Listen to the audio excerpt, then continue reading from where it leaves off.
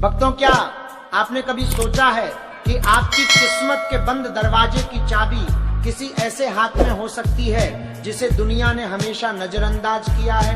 क्या आप जानते हैं कि एक विधवा स्त्री के पास वो अदृश्य शक्ति होती है जो किसी भी इंसान को फकीर से राजा बना सकती है? आज का ये वीडियो उन सभी लोगों के लिए है जो कर्ज में डूबे हैं, जिनकी तरक्की रुक गई है, या जो मेहनत तो बहुत करते हैं पर हाथ में कुछ नहीं बचता। हम बात कर रहे हैं एक ऐसी चीज की जो अगर आपने एक विधवा स्त्री से चुपके से मांग ली तो समझिए आपकी सातों पीढ़ियां राज करेंगी।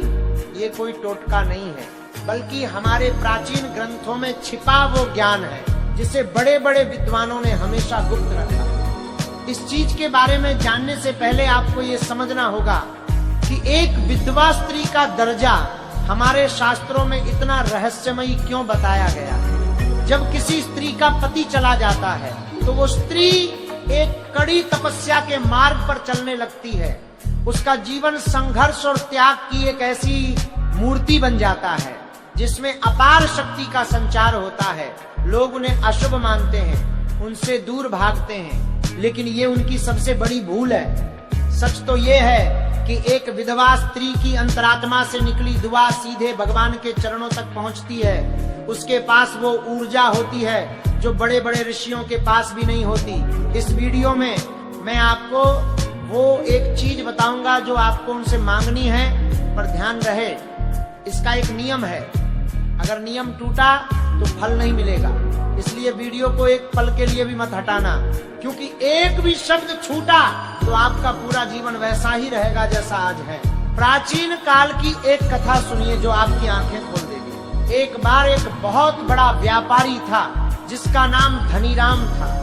उसके पास इतनी संपत्ति थी कि वो सोने की थाली में खाना खाता था, लेकिन किस्मत का पहिया ऐसा घुमा कि उसका सारा व्यापार डूब गया। कर्ज लेने की नौबत आ गई, दोस्तों ने साथ छोड़ दिया और घर के बर्तन तक बिक गए। धनीराम दर दर की ठोकर खा रहा था। तभी उसे एक साधु मिले। साधु ने उसे कहा कि तुमने सब कुछ किया लेकिन उस शक्ति को नहीं पहचाना जो तुम्हारे पड़ोस में ही रहती है। साधु ने उसे एक विधवा स्त्री के पास जाने को कहा और एक विशेष चीज मांगने की सलाह दी। धनीराम ने वैसा ही किया और मात्र 1 महीने के अंदर उसकी किस्मत ऐसी चमकी कि वो पहले से भी ज्यादा अमीर बन गया। अब आप सोच रहे होंगे कि वो चीज क्या थी? क्या वो कोई सोना था? क्या वो कोई महंगी चीज थी? नहीं, वो एक बहुत ही साधारण चीज थी, लेकिन उसमें ब्रह्मांड की ऊर्जा समाई थी। वो चीज क्या है ये जानने से पहले ये समझिए कि विधवा स्त्री की ऊर्जा कैसे काम करती है। शास्त्रों में बताया गया है कि जो स्त्री पति के जाने के बाद भी अपने धर्म का पालन करती है और शांति से अपना जीवन बिताती है, उसके चरणों में सौभाग्य का निवास होता है। जब आप उनसे कोई चीज मांगते हैं तो उनके दुख और उनकी तपस्या का एक हिस्सा आपके जीवन के दुखों को खत्म करने लगता है। लेकिन ध्यान रहे, ये चीज आपको उनसे मांगनी है, चुरानी नहीं है। मांगने का तरीका भी बहुत अलग है।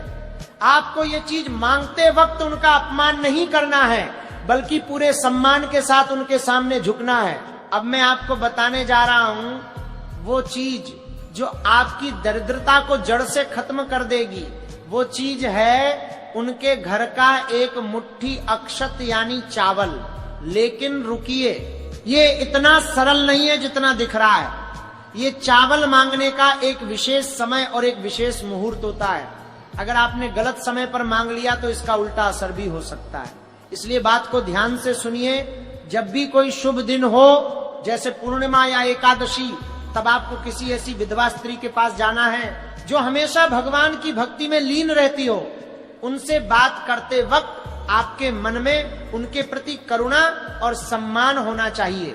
जब आप उनसे वो एक मुट्ठी चावल मांगेंगे तो वो चावल आपके लिए सिर्फ अनाज नहीं बल्कि उनकी तपशक्ति का प्रसाद बन जाए।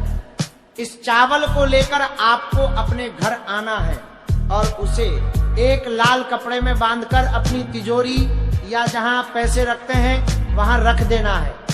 लेकिन सबसे बड़ी बात यह है कि ये काम आपको चुपके से करना है। इसका मतलब ये नहीं कि आप चोरी करें, बल्कि इसका मतलब ये है कि कि इस बारे में किसी को पता नहीं चलना चाहिए, यहाँ तक कि आपके घर के सदस्यों को भी नहीं। शास्त्रों में कहा गया है कि गुप्त दान और गुप्त प्रसाद का फल 1000 गुना मिलता है।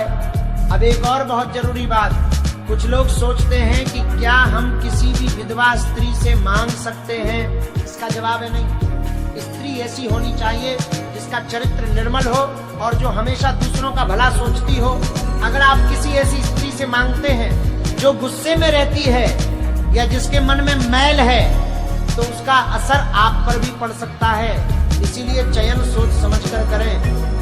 धनीराम ने जब वो चावल लिए थे तो उसने उन्हें अपने अनाज के भंडार में मिला दिया था। उसके बाद से उसके घर में कभी अनाज और धन की कमी नहीं हुई। लेकिन क्या आप जानते हैं कि चावल के अलावा एक और चीज है जो इससे भी ज्यादा ताकतवर है? वो चीज है उनके हाथ से दिया गया एक पुराना सिक्का। अगर कोई विधवा स्त्री आपको खुशी खुशी अपने पास रखा कोई पुराना सिक्का दे देती है, तो समझिए महालक्ष्मी का स्वरूप आपके घर आ गया है। वो सिक्का उनकी पूरी जिंदगी की बचत और उनकी दुआओं का निचोड़ होगा। उसे कभी खर्च मत करना, उसे अपने पास एक अनमोल धरोहर की तरह रखना। आप देखेंगे कि कैसे रास्ते अपने आप खुलने लगेंगे, रुका हुआ पैसा वापस आने लगेगा और घर में जो क्लेश होता था वो शांति में बदल जाएगा। कई बार हम दुनिया के चक्कर में असली शक्तियों को भूल जाते हैं। हम बड़े बड़े मंदिरों में जाते हैं, हजारों रुपए खर्च करते हैं, लेकिन हमारे आसपास जो जीवित शक्तियां हैं उन्हें नहीं देखते। एक स्त्री जो सब कुछ खोने के बाद भी धैर्य रखती है, वो किसी देवी से कम नहीं होती। उसके हाथ का दिया एक सिक्का या एक मुट्ठी चावल आपकी तकदीर को वो मोड़ दे सकता है, जिसके बारे में आपने कभी सपने में भी नहीं सोचा होगा। एक बात का विशेष ध्यान रखें,